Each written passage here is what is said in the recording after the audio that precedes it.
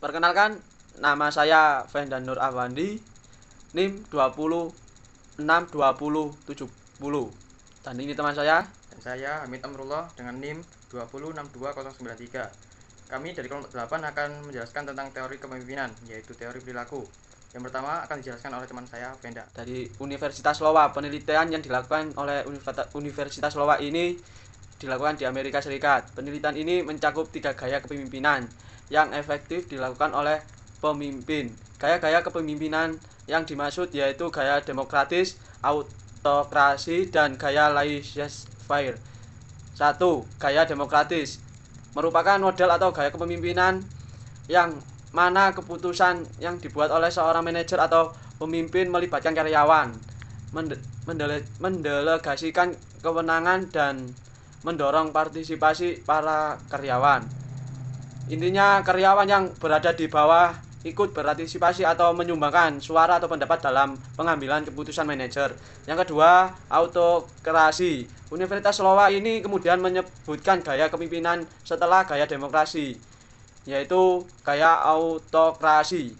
Gaya kepemimpinan yang mendikte metode kerja, membuat keputusan sepihak, dan membatasi partisipasi dari karyawan atau bawahannya. Yang ketiga adalah gaya laissez-faire, yaitu gaya kepemimpinan dengan memberikan kebebasan kepada kelompok untuk membuat keputusan dan menyelesaikan tugas.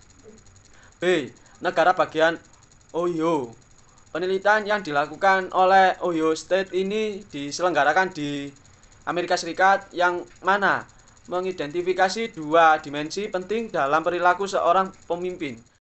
Awalnya terdapat 1000 dimensi perilaku kepemimpinan yang kemudian dipersempit lagi sehingga hanya terdapat 2 dimensi perilaku utama seorang pemimpin.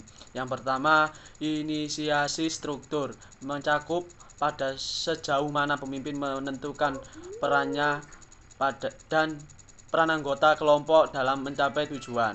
Ini bertujuan untuk mencakup perilaku dan berusaha mengorganisasi pekerjaan dan hubungan kerja. 2. Konsiderasi, sejauh mana pemimpin memiliki hubungan kerja dengan karakteristik saling percaya dan hormat terhadap gagasan dan perasaan anggota kelompok dengan masalah pribadinya, bersahabat dan mudah didekati, dan memperlakukan seluruh anggota kelompok dengan setara. Yang ketiga yaitu penelitian Universitas Michigan. Penelitian terkait gaya kepemimpinan dilakukan oleh Universitas Michigan yang terletak di Amerika Serikat. Universitas Michigan juga melakukan penelitian perilaku pemimpin yang berkaitan dengan efektivitas kerja seorang pemimpin. Grup Michigan menyimpulkan ada 2 dimensi perilaku seorang pemimpin. Yang pertama adalah pemimpin yang berorientasi kepada karyawan, dan yang kedua adalah berorientasi pada produksi. Yang pertama, pemimpin yang berorientasi karyawan. Pada gaya kepemimpinan ini, seorang pemimpin menekankan pada hubungan interpersonal dan memenuhi kebutuhan karyawan. Pemimpin yang berorientasi pada produksi. Pada gaya kepemimpinan ini, seorang pemimpin menekankan pada aspek tugas dan teknis kerja. Tidak seperti penelitian lainnya, penelitian Michigan berkesimpulan bahwa pemimpin yang berorientasi pada karyawan mampu mencapai produktivitas dan kepuasan anggota kelompok yang tinggi. Menurut behavioral theory, terdapat 2 tipe perilaku yang diperlihatkan oleh seorang pemimpin, yakni yang pertama, perhatian pada orang, dan yang kedua, perhatian pada produksi atau pekerjaan. Bila kedua tipe tersebut dikombinasikan dalam satu matriks, maka menjadi satu tabel yang disebut the managerial grid. Managerial grid.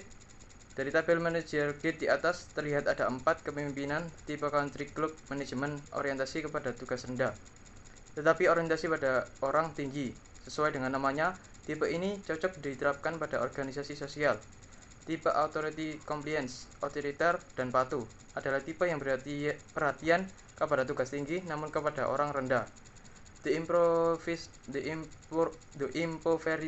management, manajemen terbelakang, baik kepada tugas maupun orang sangat rendah. Hal ini sebaiknya ditinggalkan. Lalu ada tipe yang ideal, yaitu tipe team management. Tipe ini berorientasi pada tugas tinggi dan pada orang tinggi, sehingga lebih mengutamakan tim. Terima kasih dari kami. Wassalamualaikum warahmatullahi wabarakatuh.